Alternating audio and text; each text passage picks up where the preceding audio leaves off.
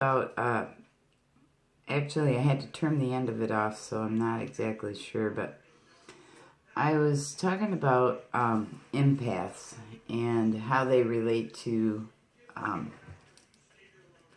well, actually, I'll go back to the part where I was speaking about Christ, okay? I think he was a light worker that was here before his time, and I'm not exactly sure how far back I went, but I believe that, you know, he was definitely a presence here, and regardless of what religion you may be, he was someone that had a positive force to bring to the world. Okay. Now, my theory with people that are light workers is that a lot like Christ, I feel that he was an empath. And we are also sort of like redeemers, okay? That's part of the reason why I believe that some light workers have chosen such a path. You know, a lot of us have been through some sicknesses that would have killed other people. Some of the things that actually happen, aside from what I'm just saying, these are certain, I would say these are characteristics and would help you define if you're a light worker. Now, some of the things that you've been through in your life can define what kind of light worker. That doesn't even matter either. But we all got to kind of start somewhere. And there'll be certain things that will spark your interest and set off codes in you, and you'll start remembering. Now, the one thing is a lot of people that are light workers choose a path that is quite difficult. They suffer, a lot of them suffer abuse, sexual abuse, rape, horrible, I mean, almost, you know, unbelievable sexual abuse, child abuse,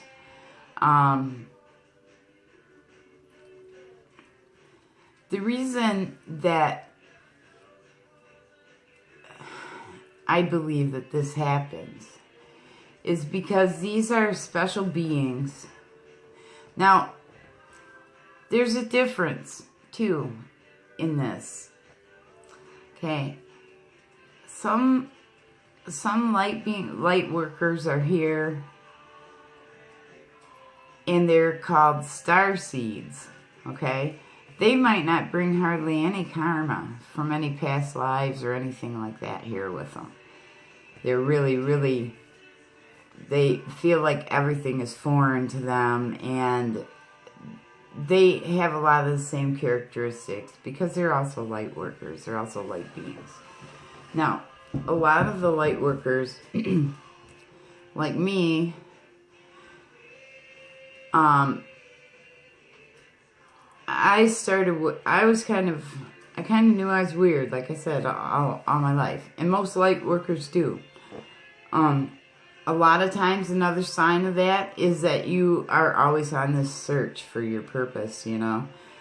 And one thing I've noticed is you never completely, it's never defined, you know. I've had, you know, I've been on the path of, you know, witchcraft. I knew almost everything I would think that I would want to know about it, about what I, you know, the parts I wanted, and then it was like, there's more than this. And then I studied more, you know, pantheism, I can't even say it. But like just many gods, and then then I got into the galactical things, and I mean it never ends. It's like your purpose is ever changing, which is part of the thing, and it can be really, really discouraging. I mean, because we feel like we're always searching for this completion or this purpose or our path or whatever it is that we've been put down here to do and have forgotten.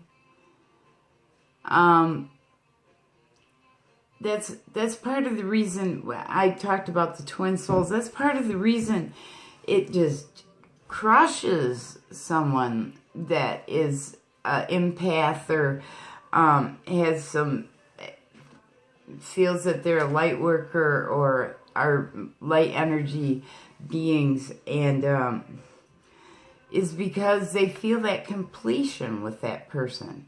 And they're like, yes, this is it. This is what I've been searching for my whole entire life. And you feel better than you've ever felt because you're the closest you've ever come to knowing what your purpose is. And then, 8-10 years down the road, you're like, wow, I've never moved from that point because I keep trying to get that back to that place with that person. And I'm always talking about the negative right now because, that's kind of been my focus lately, because I've seen a lot of people getting so discouraged after years of working on something and then having their partner change their mind, or they all of a sudden something happens and they just stand up for themselves and they will refuse to be abused anymore. And this is all part of the waking up. But the other thing you'll notice about other people that are light workers as well, you're like, how in the hell can they put up with that shit? How would they put up with that kind of abuse out of that person? How would they put up with this kind of treatment from anyone when they wouldn't even put up with that? I mean, they would not let another person get talked to like that, but they'll take that shit all day. That's a sign. Because we know we set ourselves up to be able to take a whole lot of shit before we planned what we're, we do have a plan and a purpose here, okay? I was like an out-of-the-closet kind of light worker person. I bucked the people that were out-of-the-closet light worker people. I mean, I was like the shaker and the roller of the psychics. Because I was calling bullshit on a lot of them. And I didn't like the idea of like trying to keep this kind of secret thing. And when I knew that everyone has this ability. It's not like, some people are gifted and some aren't. Well, some people see it, some people don't. Some people are vibrating at a level where they can participate in psychic revelation. They can see, other beings and things like that. And some people just, it's not that it's available. So it used to I got really upset when the prices just kept going up and up and up for people to ask me something that I knew was really free to them. And I knew this, like down deep, and I felt bad. And I used to, different places I worked as a psychic, you pay for so long, and they'd be knocking on my door and say, Amanda, are you going to let this, you're over your half hour. I'm like, do I got another appointment? They'd be like, no, but, I said, whatever. And then I had to pay for an extra hour, and that person didn't have the money. So then I'm the back room bargain psychic. And, it wasn't like that. I didn't want to be a circus fortune teller or anything. I felt more like, I don't know what drew me to learning all that stuff. So that's part of what, I don't want to get off into all that because none of that really matters. And I'm not going to go through like, oh, I did all this and I learned all these classes and I paid this much money to do all this and that. Because you know what? That don't matter. Okay? I did that because when you come to me sometime and say, where did this ever start? Or what ever happened? So that I can say, you know what? I remember. I read that book. I took that test. I studied that particular herb. And I can tell you right now, because we ain't got time to fuck around for 15 years studying this shit, okay? We know what it is. We know what we can do, okay? And so now I feel like I feel a little better. Hey, I might still be a weirdo, but pretty soon, you know, that's going to be the okay thing. Because we're not really the minorities. We're just more peaceful. Okay? There's a lot more of us. But we trust. Being trusting and peaceful, they're not the same, okay? To not stand up for yourself,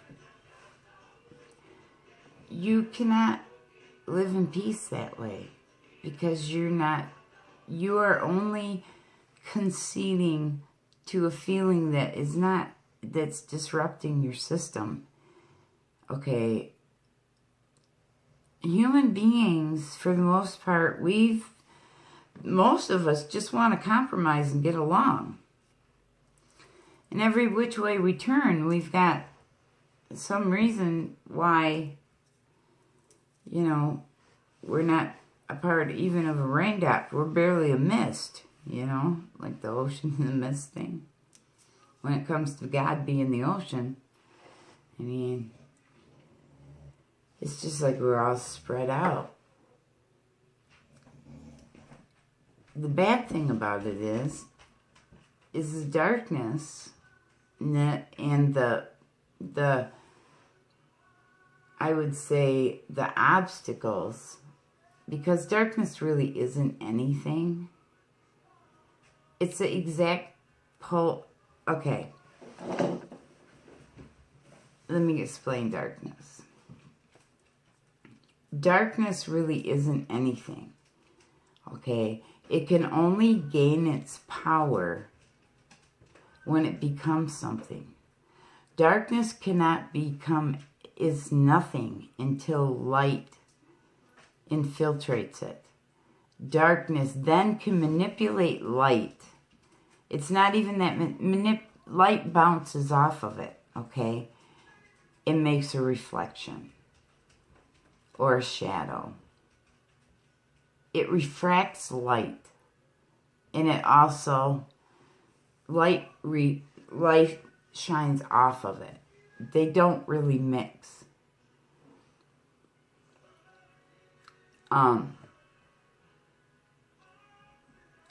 And because they're at the opposite ends of polarity, if light, God, consciousness encompasses all that there is, then the very exact and opposite end of that spectrum is absolute nothing. So basically, there's nothing. Darkness, just like the Bible said, in the beginning, God created heaven and the earth. The earth was without any form, and it was void. Void means nothing. It didn't mean anything. And darkness was upon the face of the deep. I mean, that's about as dark and nothingness as you can get, you know. And then God said, let there be light, and then, you know, then there was a whole bunch of crazy shit put in there that was distorted, so we don't understand it. But there are a lot of generalities in the Bible that can be interpreted very, very, very simply. You know, they didn't have to be distorted. That part of it's control. And like I said, that's the other thing. And you say, well, how can you be a doormat and you can't stay in control either? That's the thing. You have a hard time with love.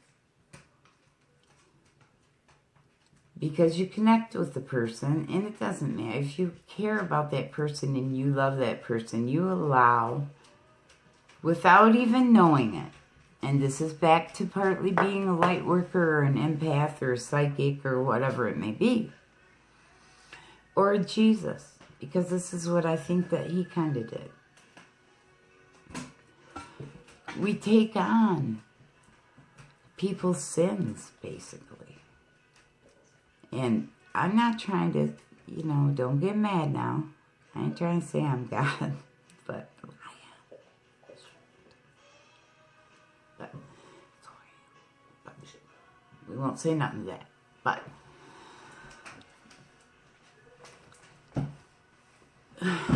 when you meet someone and you're an empath, and you sense their deep hurt and their pain and the sins and maybe sins of others that have been on that person. You can sense that they've been hurt, that they need help, that you've got this, the empath. And you soak that shit up. And, you know, that's one of the things I talk to people a lot about is psychic ability, how to not let that shit stick to you. You know what? Until you learn that what your purpose is to filter that through and to turn it into something else. You're to transmute that energy. And see, I am not a Christian, okay? And you know, I hope that don't offend anybody or scare anybody, but I'm not. But I do believe in Jesus Christ, okay? And I understand the concept in a different way about him dying for the sins of the world. At that time, the world was a lot smaller, by the way. In the world, maybe was just drops away from the ocean, and now we're just the fog or the mist. I mean, that's how much we've divided. That's why it takes a lot more to hold the energy. And, you know, he didn't survive this in the physical form. It was too much for one physical man, for one person. He came before his time. But he was a martyr. He was a martyr that came here to show us that miracles could be done. And we got tricked. We got tricked. He showed us that we can make abundance by believing that we have abundance with the loaves and the fishes.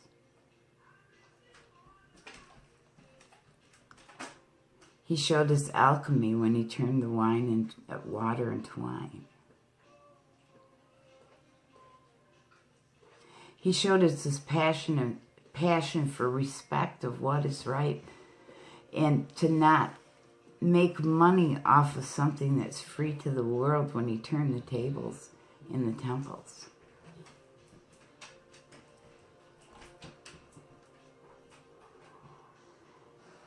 When he raised Lazarus from the dead.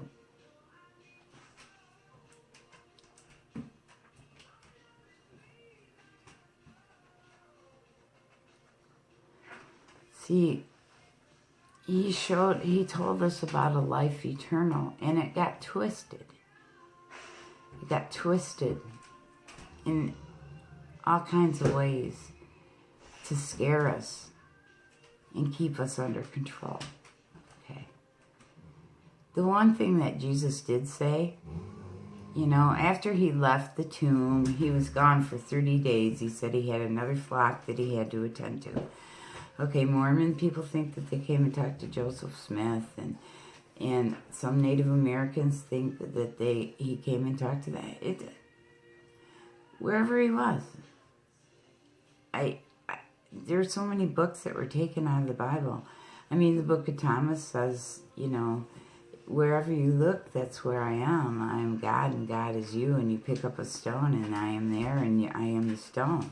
I mean, you know, something similar to that. I wasn't a book of Thomas scholar, but I was pretty good at the Bible. They removed a lot of the clues that Jesus tried to bring. You know, when he seen Mary at the well, I mean, we talk about, oh, what a good person Jesus was to people. Jesus was showing us it didn't matter who she was. It was what was in her heart. She came there with an open heart and asked Jesus to cleanse her. And she was a prostitute. And then actually they were going to stone her, and he saved her. But then there was another woman that came and asked Jesus to heal her, and you know, he didn't let her bullshit him. She came there and said that she was, you know, tortured and sad, and tried to get him to bless her and heal her from her stuff, but she wasn't being truthful. The truth was she had 5 husbands. That's what he said, you know, that was the moral. Is that she came to him as one way, but he could see the difference, and he knew it. And he called her out on it, and he still gave her the blessing. He was like, man, just tell me truth, lady. I'll give you the world. Just be truthful. And that's a light worker. That is a characteristic of a light worker. We forgive really easy, but boy, we can get pissed too. Injustice or a complete nothing makes me more upset than to be accused of being upset about something I give don't give 2 shits about. Or have someone say, I can tell by the look on your face, and think that they can read me. That shit makes me more mad than being mad. I mean, I wasn't mad, but if you go on and on and on about how you think I feel, I will fucking get mad. Now,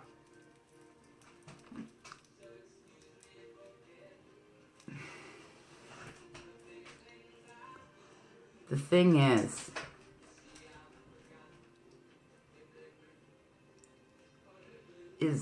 it doesn't matter what your situation is right this second. If you know you got a higher purpose, you know you got some gifts. If you're just lost at what you even want to do with it, and I'm telling you, you know, the hardest part is being able to change. Like, well, yeah, I would everybody in my family would just think I would lost my mind if I just started saying, hey, I want to give you a psychic reading, or, hey, you know, I think your energy's unbalanced. Can I help you change your... I mean, so you got to find people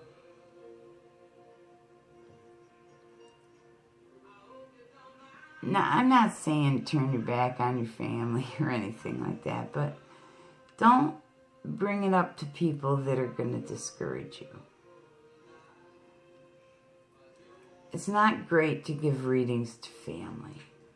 I'm going to tell you that right now. It really isn't, because number one, you're really connected with these people. You might know what you're saying is a direct truth. They're going to lie straight to your face. You're both going to feel bad.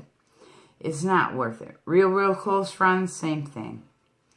I used to do it all the time. A lot of my very close friends, that's how I met them, is I started out by giving them a reading. But after a while,